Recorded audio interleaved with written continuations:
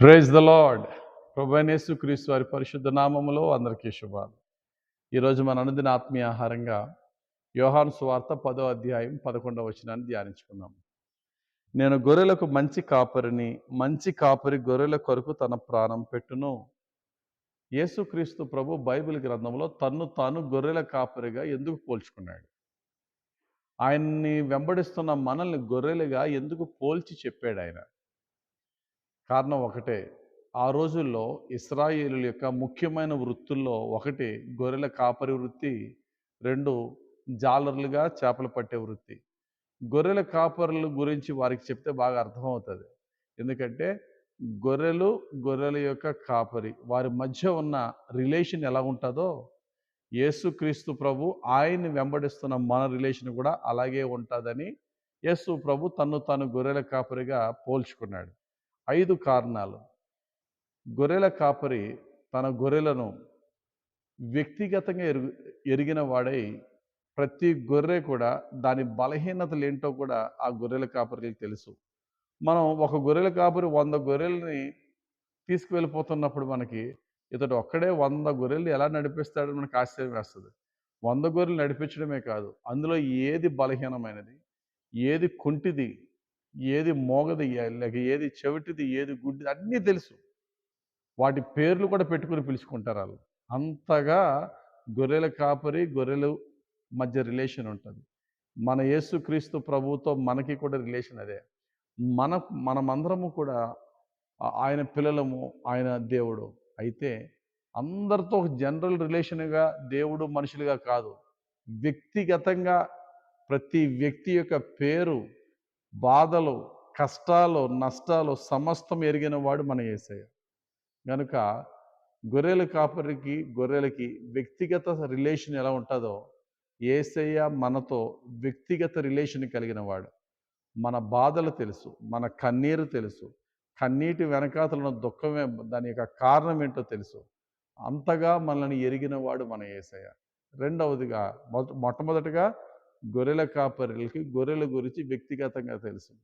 2, గొర్రెల కాపరులు గొర్రెలను ముందుండి నడిపించేవారు. యేసయ్య మనల్ని నడిపించేవాడు. ఎందుకని? గొర్రెలు అమాయక జీవులు, అవి దారి తప్పి తొలగిపోయే పరిస్థితులు ఉంటాయి. అలాగే మన జీవితంలో కూడా ఆయన ముందుండి నడిపించడం ఎంత అవసరమో తెలుసా? మనం తెలివైన వారమే, బలవంతులమే, కానీ పరిశుద్ధంగా జీవించటంలో మనంత బలహీనలు ఎవరు లేరు. తెలివైన వారు బలహీనలు పరిశుద్ధంగా బ్రతకలేకపోతూ రకరకాల పాపంలో పడిపోతున్న మనల్ని ముందుండి నడిపించడానికి యేసయ్య అటువంటి జీవితం నడిచాడు, మనల్ని నడిపిస్తున్నాడు. 3, గొర్రెల కాపరులు తమ గొర్రెల్ని కాపాడుకుంటారు. యేసయ్య మనకు నిజమైన గొర్రెల కాపరి, మనల్ని సంరక్షించేవాడు. అందుకనే దావీదు భక్తుడు అంటాడు, నీ దుడ్డు కర్ర నీ దండమును నన్ను ఆదరించను. ఆయన మనలను మన శత్రువుల నుండి, సాతాను శక్తుల నుండి ప్రొటెక్ట్ చేసే దేవుడు, వ్యాధుల నుండి కాపాడే దేవుడు, వ్యాధుల నుండి రక్షించే దేవుడు. 4, గొర్రెల కాపరులు గొర్రెలకు సమృద్ధిగా ఆహారం పెట్టి పోషిస్తాడు. మన దేవుడు మన పోషకుడు. వాక్యం చెప్తుంది, సింహపు పిల్లలైనా లేమి గలవై ఆకలి గొనును కానీ యెహోవాను ఆశ్రయించే వారికి ఏ మేలు కొదువై ఉండదు. మన పోషకుడు ఆయన, మనల్ని ఎలా పోషించాలో ఆయనకు తెలుసు. మన పరిస్థితి ఏంటి, మన ఇంట్లో ఏమీ లేదు అనే స్థితిలో కూడా ఆశ్చర్యంగా దేవుడు తన సహాయాన్ని పంపి తన బిడ్డలమైన మనల్ని పోషించే దేవుడు. చివరిగా 5వదిగా గొర్రెల కాపరి, నిజమైన గొర్రెల కాపరి తన గొర్రెల కొరకు ప్రాణం పెడతాడట.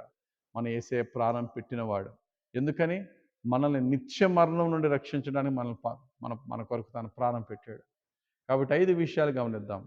గొర్రెల కాపరికి తన గొర్రెల గురించి వ్యక్తిగతంగా తెలుసు, వ్యక్తిగత సంబంధం కలిగిన వాడు. 2, గొర్రెల కాపరి తన గొర్రెలను ముందుండి నడిపించేవాడు. 3, గొర్రెల కాపరి తన గొర్రెలను సంరక్షించువాడు. 4, గొర్రెల కాపరులు తమ గొర్రెలకు కడుపు నిండుగా ఆహారం పెట్టేవారు.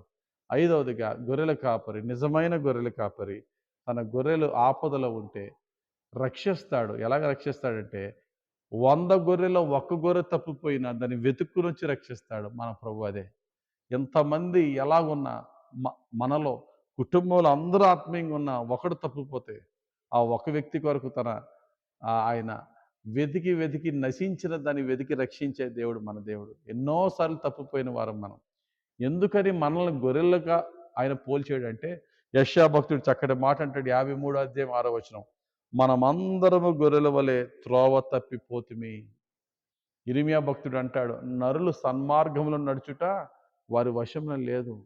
కాబట్టి త్రోవ తప్పిన మన జీవితాన్ని రక్షించడానికి ఆయన మన కాపరిగా ఉన్నాడు. మనం ఆయన గొర్రెలుగా ఉన్నాం. అట్టి కాపరిని కలిగి ఉంట మనకు ధన్యకరం. కాబట్టి యేసయ్యతో మనం వ్యక్తిగత సంబంధం కలిగి ఉందాం. ఆయన మనల్ని ఎలా ఎరిగిన వాడో మనము కూడా ఆయన అలా తెలుసుకుందాం. ఆయనకు నమ్మకమైన గొర్రెగా, ఆయన స్వరమును విని ఆయన బాటలో నడిచే నిజమైన గొర్రెలు ఎలా నడుస్తాయో అలా మనము కూడా నడుద్దాం. మన కాపరి నీడలో జీవిద్దాం.